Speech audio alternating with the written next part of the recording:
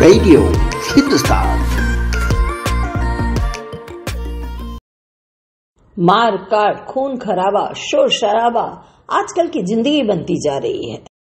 Radio Hindustan खबर में मैं आरजे उमा प्रभाकर बोल रही हूँ।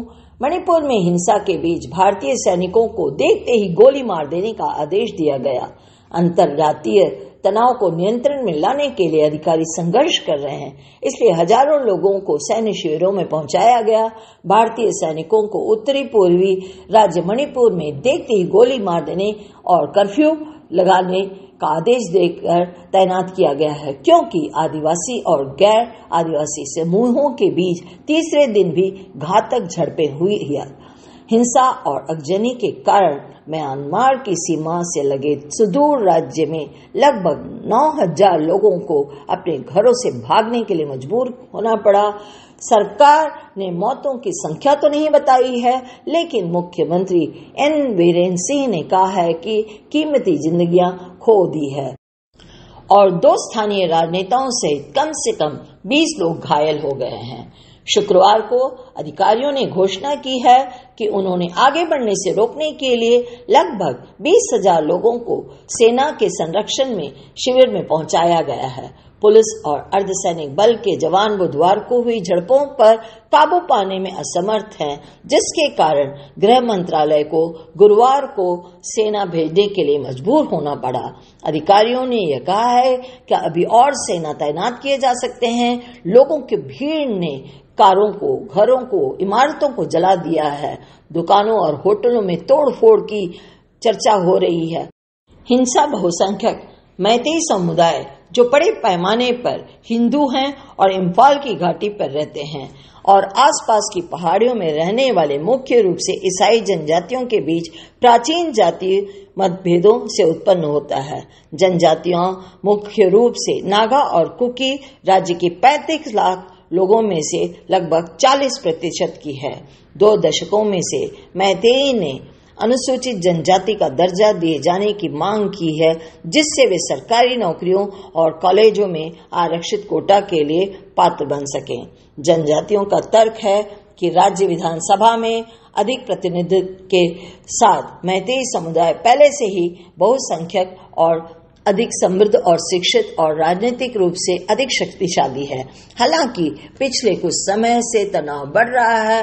हिंसा का कारण है पिछले महीने मणिपुर उच्च न्यायालय का एक आदेश था, जिसमें राज्य सरकार ने अनुसूचित जातियों का दर्जा देने की मांग मंजूरी देने के लिए आगे बढ़ाने का आग्रह किया था। बुधवार को all tribal students union Manipur ने अदालत के फैसले के खिलाफ पहाड़ी जिले चुराचांदपुर में विरोध प्रदर्शन कर प्रतिक्रिया व्यक्त की।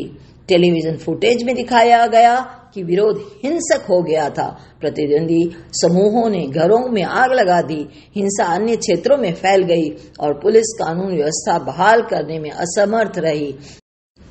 निकासी ने मैतेई लोगों को जनजातियों के वर्चस्व वाले क्षेत्रों से बाहर ले जाने पर ध्यान केंद्रित किया और इसके विपरीत भी स्कूल, कॉलेज, कार्यालय और दुकानें बंद थी और इंटरनेट के उपयोग पर प्रतिबंध जारी रहा। परिवारों को राज्य के विभिन्न हिस्सों में उनके घरों से बाहर सरकारी और सेना भवनों के अंदर अस्थायी आश्रयों में सुरक्षित स्थान दिया गया।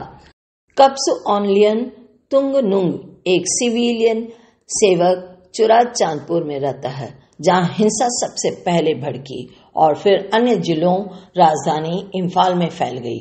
उन्होंने कहा कि उन्होंने इम्फाल में अपने दोस्तों और रिश्तेदारों से बात की है, जिन्हें एक राहत शिविर में ले जाया गया है।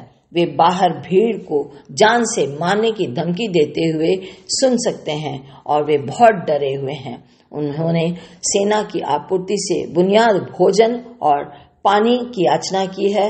मिल भी रहा है, लेकिन परिस्थितियां तंग है। सोने के लिए पर्याप्त जगह नहीं है और डर की भावना बहुत अधिक है, उन्होंने कहा है। एक स्वतंत्र पत्रकार मोसेस लियान जाचिन ने गार्जियन को बताया कि हिंसा पर काबू नहीं पाया जा सकता है। उन्होंने कहा कि मैंने ऐसे वीडियो देखे हैं जिनमें दिखाया गया है कि कम से कम 27 चर्च जल रहे हैं। भारत के गृह मंत्री अमित शाह दक्षिण राज्य कर्नाटक में चल रहे चुनाव के लिए अपनी पार्टी के लिए प्रचार कर रहे हैं और कहा जाता है कि उनकी मणिपुर जाने की अभी कोई योजना नहीं है।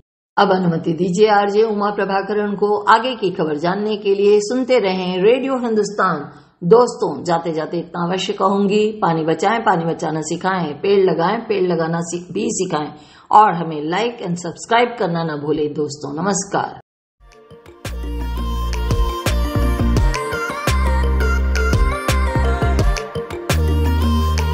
Radio Hindustan.